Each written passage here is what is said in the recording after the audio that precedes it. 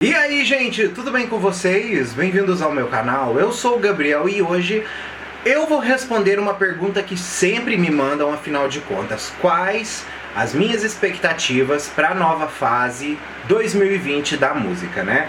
O que eu espero que vá acontecer dentro da música pop nesse ano que começa e também nessa nova década que está começando agora, né?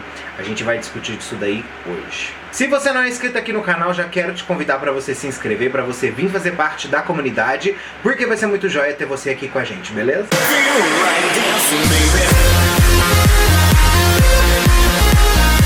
Para poder começar a falar, eu acho interessante refletir um pouco sobre o que a gente está tendo agora já no início dessa nova década, né? Algumas pessoas que são ainda da década passada continuam lançando os seus trabalhos, mas é bem notável a gente já ver o baixo engajamento que essas pessoas estão tendo. Vocês percebem que artistas que no começo da década passada, né, entre 2009 e 2010, eles simplesmente tiveram explosões gigantescas, e agora a gente está vendo que elas estão sendo colocadas mais para escanteio e outras pessoas estão tomando frente disso daí. Isso já é uma coisa que assim é meio que óbvia de acontecer, porque como eu já disse antes, todo começo de nova década, né, a cada 10 anos, a gente tem uma nova renovação de artistas. Normalmente esses artistas dessa primeira demanda da década, eles conseguem se manter até o final da década, lançando trabalhos cada vez mais interessantes e importantes, tá? Só que uma das coisas que a gente já tem aí que avaliar e a gente já notar é que esses novos artistas, por exemplo, como Lil Nas X, a própria Billie Eilish, né, a Doja Cat, que tá surgindo agora aí, né, são artistas que já estão apresentando conteúdos melhores de música. O que é uma coisa muito assim boa da gente imaginar, que literalmente tá começando com o pé direito e não tá indo só por causa de seguir um contrato ou alguma coisa do tipo, né? Isso já difere muito do que a gente via no começo da década passada, que ainda seguia muito esse formato artístico dos anos 2000, né? Um ponto interessante da gente começar avaliando é que a gente percebe que determinadas coisas que pertenciam ao passado estão voltando à tona e tendências que são atualmente do momento estão perdendo força, né? Um exemplo disso é o trap e o reggaeton, né? São estilos de música que tiveram determinados pontos de explosão, né? A gente teve a explosão da música latina, que se manteve, a gente teve a explosão do trap, que se manteve, e agora a gente tá vendo esses estilos de música perderem força, né? Por mais que agora o K-pop tá se tornando um estilo mais mainstream, né? O K-pop ainda assim mistura um pouco sim desses gêneros, mas indo para a raiz dele, que é a música eletrônica. O primeiro ponto que é interessante a gente já refletir é o retorno das músicas dos anos 80 a novas versões, né? A gente percebe que quando não nos anos 80, 60, 70 e 80, que aconteceu a explosão da música eletrônica, né? A gente percebe que timbres que eram usados no passado, sintetizadores que tinham características no passado, estão voltando agora para as produções musicais mais atuais. Se a gente pegar, por exemplo, aí um artista que lançou músicas até agora, que no meu conceito assim, era um artista que eu nunca valorizei, e eu tô assim de queixo caído com as produções e eu não canso de escutar, é o The Weeknd com o lançamento né, com esse pré-lançamento aí do After Hours, que vai ser o novo álbum dele, né?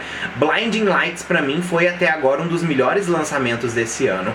A música claramente faz referência a músicas synth pop dos anos 80, né? E você vê que o The Weeknd ele manteve tão esteticamente perfeita, né, que ele nem só influenciou, tá, gente? Ele realmente refez um estilo clássico dos anos 80 hoje e funcionou. Isso, de certa forma, é uma coisa que mostra que essa tendência tá voltando, né? Essa música eletrônica sampleada, com esses synths mais em evidência, né?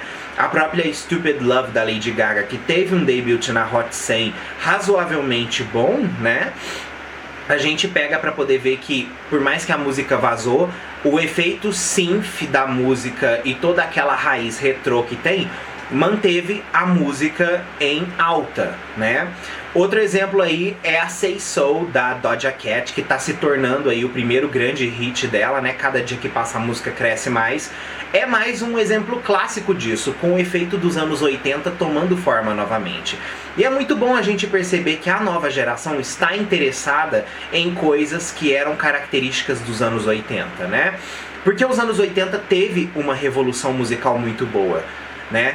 Porque, obviamente, né, gente, não dizendo que os outros estilos de música não sejam bons, mas a marca que os anos 80 e a música eletrônica dos anos 80 fez foi tão forte historicamente que muita gente acaba valorizando muito mais do que o efeito do rock, né? E olha que o rock é até hoje o movimento mais importante da música. E as pessoas caracterizam muito mais os anos 80 pelo estilo eletrônico. E voltar isso agora é muito maravilhoso, né? O pessoal me cobrou também de falar sobre por que isso tudo tá acontecendo, né? E a minha fala em relação a isso é bem simples, né? Falta de criação, tá? Essa indústria da cópia, né, ficou tão, vou dizer assim, previsível, né, que tudo ficou tão feito em série que a partir do momento que começa a surgir coisas que, por mais que há 70, 60 anos atrás tenha sido feita em série, voltando hoje em dia ela não parece que foi feita. É por isso que essas músicas setentistas, oitentistas estão tomando força agora, porque são poucos que conseguem fazer uma coisa realmente boa. Vocês vão perceber nos próximos meses agora um enfraquecimento cada vez mais de músicas, como eu disse, com esse tipo de formato comercial da década passada e o fortalecimento das músicas setentistas. Um outro exemplo aí de música que eu esperava muito e que eu não tive um feedback tão interessante foi com a Ellie Goulding, né? Esse retorno da Ellie Goulding eu tava bem esperançoso, porque eu fui muito fã dela no começo da década passada, tá? Eu acho que o Bright Lights dela, o relançamento do Lights, e o Halcyon são dois álbuns tão distintos e tão criativamente bem feitos que eles têm uma marca forte no nome da Ellie. E quando ela me lança o Delirium, né, que foi um álbum assim dela que eu rejeitei completamente, eu percebo que ela aceitou se vender com medo do que a nova fase de artistas poderia fazer com ela. E ela não se manteve autêntica ao que ela estava fazendo antes. Não estou dizendo que a Ellie Goulding faça músicas ruins. O que eu estou dizendo é que o nível de autenticidade musical que ela possuía antes enfraqueceu totalmente. E eu fico triste com isso, porque eu não tenho mais apreciação em acompanhar o trabalho dela como eu acompanhava antes.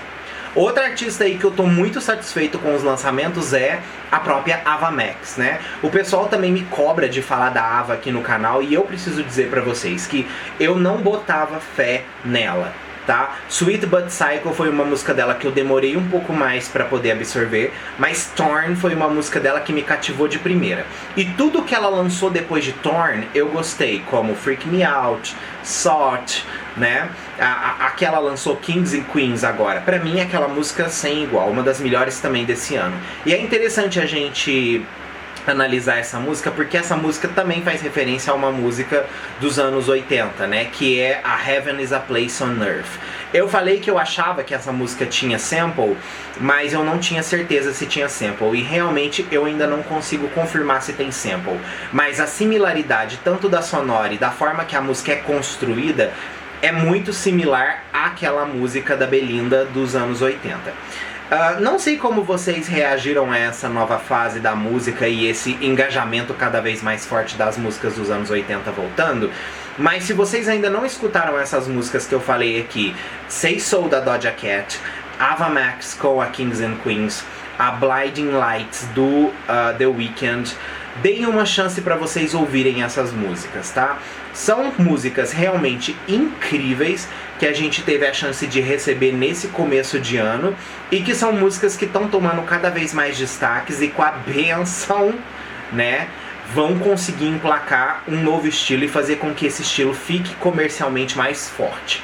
Agora eu pergunto pra vocês, como vocês estão achando tudo isso?